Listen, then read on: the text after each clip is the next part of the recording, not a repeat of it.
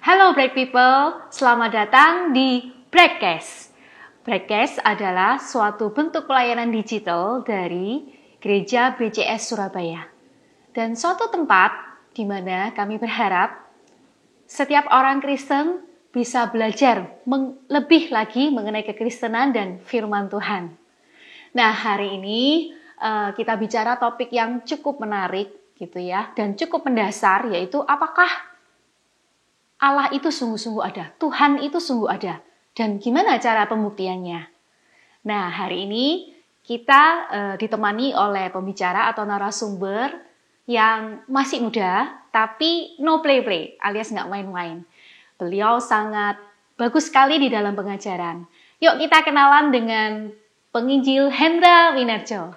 Baik, thank you untuk perkenalan singkatnya. Nama saya seperti tadi disebutkan oleh C. Evelyn, Hendra, dan saya sudah berkeluarga, dikaruniai 2 putri dan 1 istri, jangan sampai dibalik.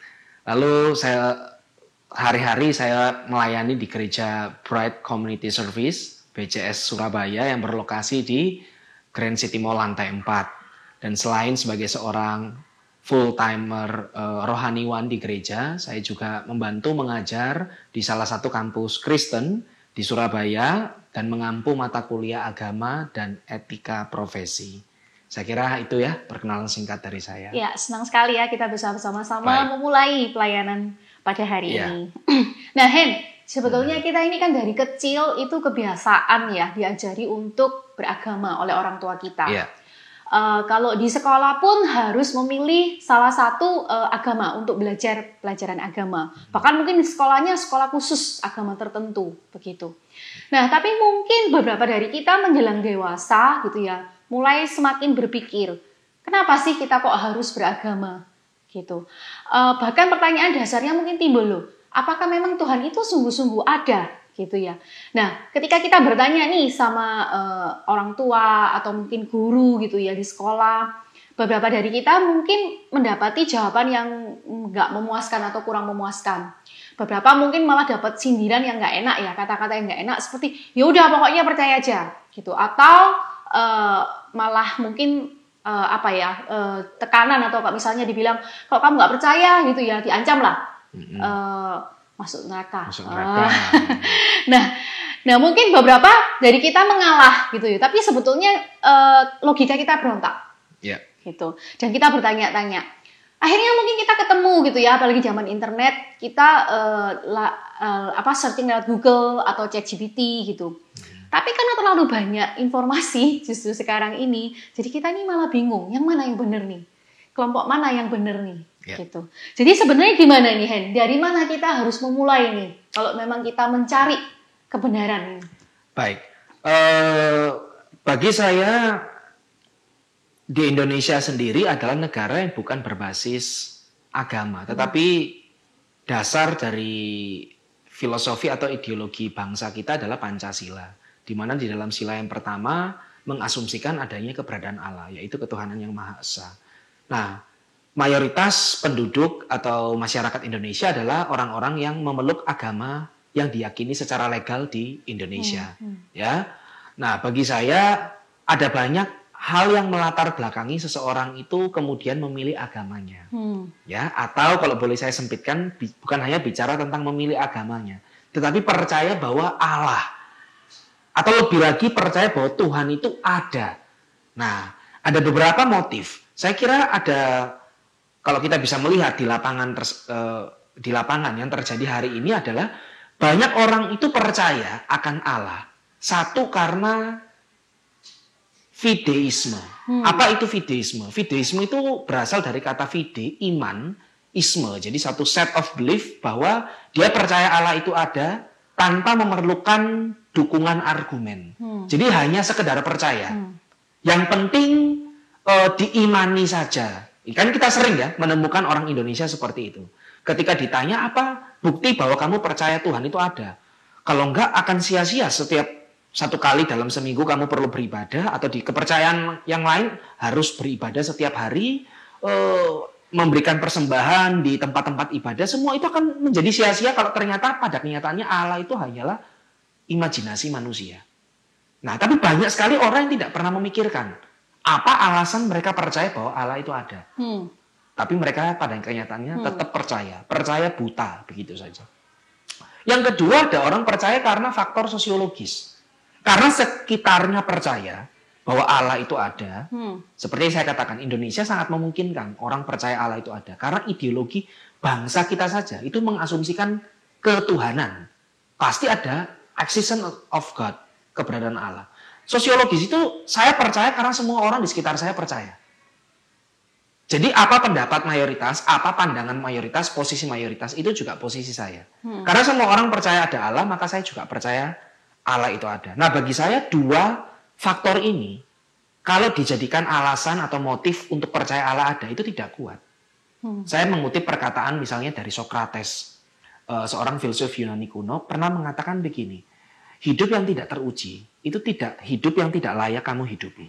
Iman yang tidak teruji, atau kalau pakai bahasa saya, iman yang tidak kamu ketahui, alasannya, dasarnya, tidak layak kamu imani. Itu berarti sesuatu yang kamu percaya begitu saja, tanpa kamu tahu alasan mengapa kamu percayanya. Jadi bagi saya, untuk membuktikan atau untuk percaya Allah itu ada, at least minimal kamu perlu tahu alasannya. Apa itu? Oke, baik. Berarti katakanlah sekarang nih, justru nih saya lagi bertanya-tanya. Gitu ya. Lagi mencari seperti itu. Jadi bukan termasuk yang dua golongan tadi. Ya, gitu. fideisme atau sosiologis. Yes. Ya. Jadi dari mana nih kita mulai menjawab? Nah, apakah Tuhan itu benar-benar ada? Oke, baik. Kalau pertanyaan ini dilontarkan kepada atau ditanyakan kepada kekristenan, maka jawaban paling sederhananya ada. Kita percaya Allah itu ada, tetapi kekristenan tidak mengajarkan iman yang buta. Di dalam Mazmur dikatakan bahwa langit menceritakan kemuliaan Allah. Artinya kita bisa mengetahui atau mengenal Allah itu termasuk dari ciptaannya. Seperti itu. Nah, ada beberapa alasan, bukti untuk kita itu bisa dengan yakin percaya Allah itu ada daripada Allah itu tidak ada. Bahkan kalau boleh saya katakan, untuk percaya Allah itu tidak ada, kita memerlukan iman yang sangat besar. Wow, gitu ya. Iya, karena buktinya mengarahkan bahwa Allah itu ada. Saya kasih bukti yang pertama. Disebut argumentasi kosmologis. Argumentasi kosmologis. Apa itu? Secara etimologi, argumentasi kosmologis itu berasal dari dua kata dalam bahasa Yunani. Kosmos artinya dunia, logos itu artinya ilmu atau firman, kata-kata. Jadi kosmologis itu bicara tentang asal-usul segala sesuatu. Di dalam argumentasi kosmologis ada dua premis dan satu kesimpulan. Premis yang pertama, segala sesuatu yang punya permulaan itu pasti diciptakan atau tidak kekal. Saya mulai dari premis pertama dulu aja ya. Misalnya contoh, ketika Anda melihat podcast ini, itu ada titik awalnya. Artinya podcast ini tidak kekal. Atau misalnya saya datang ke ruangan ini. Waktu saya datang pertama, saya tidak menemukan botol air di depan saya. Saya keluar, lalu saya kembali, saya menemukan ada botol air di depan saya. Itu menunjukkan bahwa botol air ini, untuk ada, dia tidak mungkin bisa berada sendiri. Dia pasti ada yang disebut first causal, atau penyebab pertama yang menyebabkan botol ini ada. Jadi ini sesuatu yang saya kira sangat sehari-hari bisa kita terima dengan logika kita. Bahwa yang punya permulaan pasti punya awal dan diciptakan atau dibuat sehingga dia bisa ada. Dia nggak mungkin bisa ada sendiri. Itu yang pertama itu ya. Yang pertama. Premis kedua, kita terapkan pada bumi. Bumi atau alam semesta itu juga punya permulaan. Itu tidak bisa terbantahkan lagi. Misalnya kita bisa melihat dari data-data saintifik. Pertama kita bisa melihat pada hukum di dalam astrologi atau astronot, para pengamat mengamati bahwa alam semesta itu mengalami proses pemuaian atau mengembang. Kalau dia mengembang, berarti dia itu ada titik awalnya. Ini semacam kayak kita menggunakan mobil. Kalau indikator minyak itu terus turun, berarti dia pernah ada titik awal dia fullnya. Seperti itu. Nah, alam semesta mengalami proses pemuaian. Kedua, hukum termodinamika kedua yang menunjukkan bahwa bumi, alam semesta itu tidak kekal. Diketahui dari mana? Hukum termodinamika kedua itu mengamati energi panas, energi termal itu selalu mengalami penurunan tiap tahun. Artinya berarti kan ini seperti kayak saya pakai ilustrasi mobil tadi. Dia ada kondisi indikator bensinnya full, lalu karena dipakai dari hari ke hari, dari jam ke jam, tergantung pemakaian, dia akan turun terus.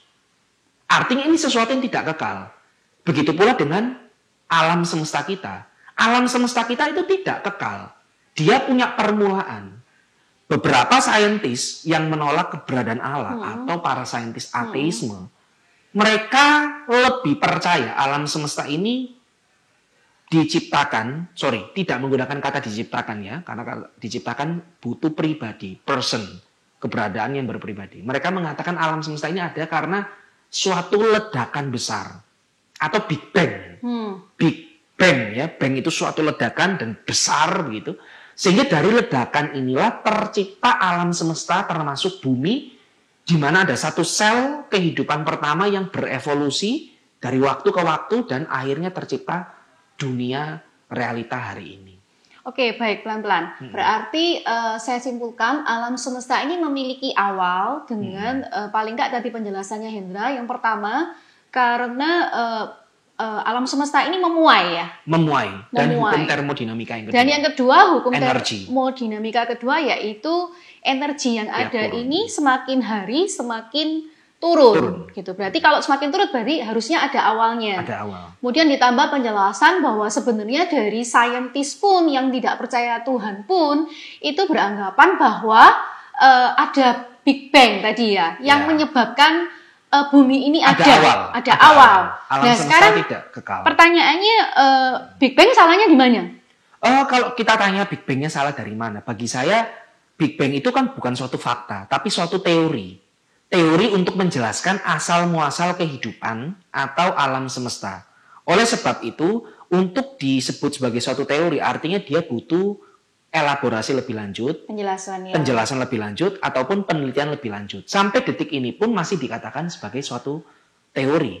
Nah, ini bagi saya teori yang sangat janggal. Mengapa saya katakan janggal?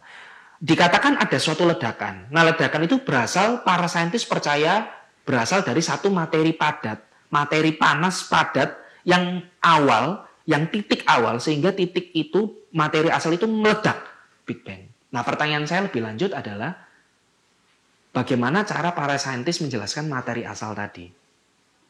Mereka tidak bisa. Mereka tidak bisa menjelaskan. Karena mereka hanya berhenti sampai di situ. Bagi saya, harus ada, ini saya pakai istilah filosofi, unmoved mover.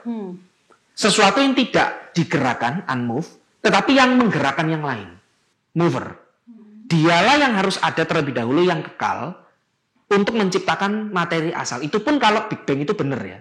Makanya saya kira sangat sulit sekali kita percaya adanya keberadaan muncul dari ketiadaan. Jadi saya ulangi, berarti Big Bang itu masih teori. Kurang ada pembuktian dari mana awalnya ya, ledakan awalnya itu dari mana pun dia tidak bisa menjelaskan. Betul. Seperti itu ya. Nah sekarang mungkin kembali lagi, Hen. Jadi apakah ada bukti lain nggak mengenai alam semesta ini selain hukum termodinamika? Mungkin tadi waktu saya menjelaskan, yang pertama, premis dari argumentasi kosmologis pertama adalah segala sesuatu yang punya permulaan pasti punya awal atau punya penciptanya, diciptakan. Bumi punya permulaan. Saya kira untuk premis kedua ini, baik pihak kekristenan dengan saintis yang ateis sekalipun juga percaya bahwa bumi, alam semesta itu punya permulaan. Tetapi perbedaannya apa? Perbedaannya berusaha menjelaskan titik awalnya itu. Kalau di dalam paham kekristenan, percaya bahwa alam semesta itu ada dari Tuhan. Sosok yang tadi saya jelaskan, unmoved mover, tidak diciptakan tapi yang menciptakan yang lain. Kalau di dalam ateisme, mereka lebih meyakini misteri tersebut, bahwa memang ada materi yang asal, tapi kalau materi padat dan materi asal ini ditanya asal usulnya dari mana, mereka tidak bisa menjelaskan. Yang pasti dunia ada berdasarkan ledakan materi asal tersebut. Nah bagi saya, ini sesuatu yang sangat menyimpan misteri. Lebih possible kita meyakini ada pribadi, ya, ada keberadaan berpribadi yang menciptakan keberadaan yang lain. Itu lebih possible daripada percaya materi asal ini berasal dari ketiadaan. Karena mereka kan menolak keberadaan Allah kan. Nah, kesimpulannya adalah dari dua premis kosmologis, alam semesta atau dunia ini diciptakan. Nah, seperti itu argumentasi Jadi dua kosmologis. premis, yang pertama, yang ke-1 dan kedua, Iya. akhirnya kesimpulannya adalah alam semesta diciptakan. Diciptakan. Seperti itu. Tapi ada pertanyaan nih, lagi nih. Kenapa kok harus kekristenan mempercayai itu bahwa itu harus Tuhan? Apa nggak mungkin misalnya bisa jadi kan alien lah, atau nggak tahu lah makhluk yang dimensi lain, atau mungkin seperti di film Matrix gitu. Sebenarnya kita ini cuma program doang yang dibuat oleh programmer. Iya, baik. Thank you untuk pertanyaan. Bagi saya begini ya, mengapa kekristenan percaya bahwa itu Tuhan? Sebetulnya banyak hari ini para saintis yang percaya Tuhan, tetapi tidak lengkap atau ateisme di dalam. Jadi ilmuwan itu dulu diidentikan pasti pahamnya ateis, menolak keberadaan Allah. Tapi hari ini tidak. Tidak semua ilmuwan, para saintis itu seragam dan sepakat bahwa tidak ada Allah. Mereka mulai mengindikasi ada sosok keberadaan yang mereka sebut intelligent design. Dialah yang menciptakan dunia ini. Bagi saya ini cuma berbeda penyebutan aja. Jadi sebetulnya salah saintis itu setuju gitu ya. Iya. Sebetulnya ya itu tadi ada intelligent. Ada sosok intelligent design yang menciptakan alam semesta ini. Tapi mereka tidak mau meminjam bahasa Kristen bahwa itu Tuhan, God, gitu, atau Allah. Tapi kan sebetulnya merujuk pada pribadi yang sama, sekalipun kekristenan lebih utuh. Kekristenan bukan hanya bicara tentang Allah yang menciptakan, tapi lebih panjang daripada itu. Allah yang menopang, memelihara, menebus bahkan, dan merestorasi ulang alam semesta, termasuk dunia yang sudah rusak ini. Nah, tapi untuk membuktikan keberadaan Allah, kita tidak hanya bertumpu pada satu argumen. Jadi bukan hanya argumentasi kosmologis. Kita di dalam kekristenan juga mengenal ada namanya argumentasi teleologis. Apa itu teleologis? Teleologis itu secara etimologi berasal dari dua kata dalam bahasa Yunani. Teleo itu dari telos. Telos itu artinya tujuan atau purpose ya. Logos itu seperti yang tadi saya jelaskan, ilmu atau kata-kata. Teleologis itu adalah argumentasi tentang rancangan grand design, begitu. Di mana argumentasi ini dimulai dengan sama, dua premis satu kesimpulan. Premis yang pertama, segala sesuatu yang rapi tersusun itu pasti disusun. Segala sesuatu yang tertata secara komprehensif, yang punya struktur yang tidak bertabrakan, tidak chaos, itu dirancang. Oke. Premis yang kedua, alam semesta atau bumi itu punya rancangan. Maka kesimpulannya, bumi itu pasti dirancang. Bisa dijelaskan mungkin? Saya jelaskan, sederhana. Kalau kita ketemu sehari-hari di kamar kita misalnya, kita waktu tinggal kamar kita berantakan. Karena kita bangun pagi terburu-buru, terlambat ke kantor, kita belum sempat ngeringkes dan membersihkan ranjang kita. Begitu pulang, setelah pulang, kita kembali ke kamar kita melihat kasur kita tertata rapi. Bagi saya, kesimpulan yang paling masuk akal pasti ada orang yang bersihin. Begitu kan? Mungkin ini ya. Tidak mungkin. Misalnya contoh angin gitu ya. Angin itu nggak bisa. Rapi gitu ya. Nggak bisa. Atau mungkin orang menolak keberadaan manusia yang merapikan. Misalnya mereka, loh kan belum tentu manusia. Oke, kalau memang belum tentu manusia, terus siapa? Misalnya ada orang percaya kucing gitu. Oh, kucing masuk kamar kita, terus dia lompat ke sini, lompat kemari, kiri dan kanan. Akhirnya secara tidak sengaja kamar kita jadi rapi. Nah, bagi saya itu kan konyol sekali. Atau misalnya orang mengatakan begini, lebih mungkin mana sih kalau kita lagi jalan-jalan di Bali gitu ya. Di pasir gitu kita ketemu ada tulisan I love you. Nah, mungkin ada dua orang punya pandangan berbeda. Yang satu mengatakan tulisan I love you ini ditulis, dirancang. Ya, ditulis, ada orang yang menulis I love you. Tapi ada orang kedua yang mengatakan, oh enggak, ini ada kepiting. Dia jalan dari bawah ke atas, dia naik begitu membentuk tulisan I. Terus dia lompat ke kanan, dia membentuk simbol love. Terus dia lompat lagi ke kanan, dia bentuk lagi huruf U. Jadi terbentuklah tulisan I love you. Nah bagi saya di antara dua penjelasan ini, yang lebih masuk akal yang pertama. Karena probabilitasnya itu loh. Untuk kepiting bisa lompat, bisa membentuk huruf I, untuk membentuk love, itu bagi saya sangat tidak masuk akal. Jadi kalau ini kemudian konsep ini diterapkan ke alam semesta, jadi gimana? Alam semesta terlalu rumit gitu ya? Alam semesta memiliki rancangan dan kompleks. Kompleksitas dari alam semesta atau rancangan yang tertata rapi dari alam semesta itu bisa kita kenali lewat ilmu fisika misalnya. Misalnya kita ketahui sendiri jarak antara bumi dengan matahari.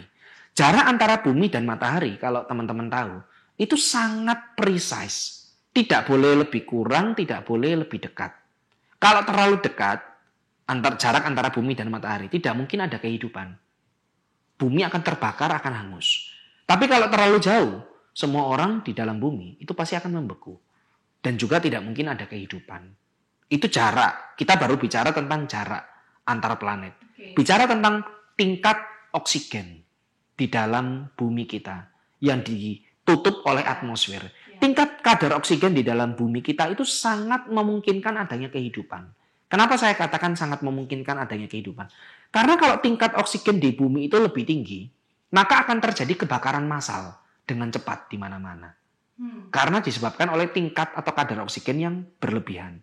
Tapi kalau kekurangan oksigen, manusia kan tidak bisa hidup juga karena kekurangan oksigen. Jadi bagi saya, bumi atau alam semesta ini menunjukkan ada rancangan yang sangat kompleks dan komprehensif. Lebih masuk akal, yang nggak mungkin terjadi lewat Big Bang. Atau kayak random gitu ya? Atau random, begitu. Karena setahu saya, kalau alam semesta itu tercipta dari ledakan besar, jawaban saya sederhana. Ada nggak hari ini ledakan yang menciptakan keteraturan? Bagi saya tidak ada. Semua ledakan itu pasti menciptakan chaos atau ketidakaturan.